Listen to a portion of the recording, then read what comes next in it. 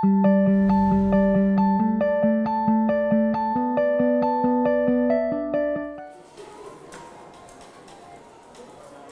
so capturing values is basically the second part of a marketing process, right? If you think about the marketing process, you first think about the creation of value, all the activities that a firm does to serve the customer's needs. Capturing that value is the back end of the marketing process, and that fundamentally goes through four things, essentially. First, we have to understand what the exchange with the customer is. Right, we have to ask ourselves, what are our customers actually paying for? And it's important for us to understand that the more we align our value generating strategy with the actual needs of the customer, the better we're off. Then two, understanding the worth of my offering to the customer and trying to get as close to that offering, to that value as possible. Three, understanding how in a marketplace people are all different, and how do we can flex our prices to be able to capture those differences properly. And then fourth, understanding the connection between our branding messages on the one hand and our pricing messages on the other. There's a strong connection between the two. So if we want to make sure that we capture the right amount of value back for the organization and we make the opportunity as large as possible, we have to make sure the brand and pricing work together.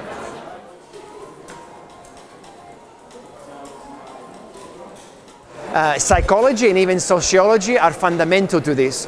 And this is an important point because typically a pricing manager's job is seen as somebody who sits down at a computer with an Excel spreadsheet and figures out the right curves and sets the right numbers. It's very quantitative.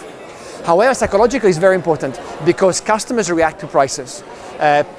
Customers learn things from prices. They infer things.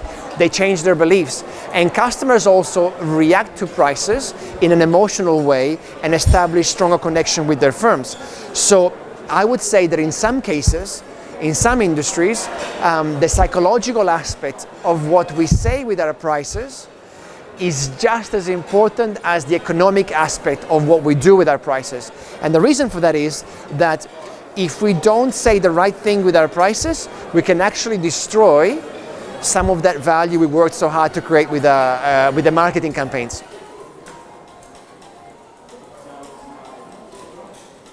So technology is changing the way we capture value in a drastic way. Fundamentally, it does one thing. It adds transparency. So that's the key word.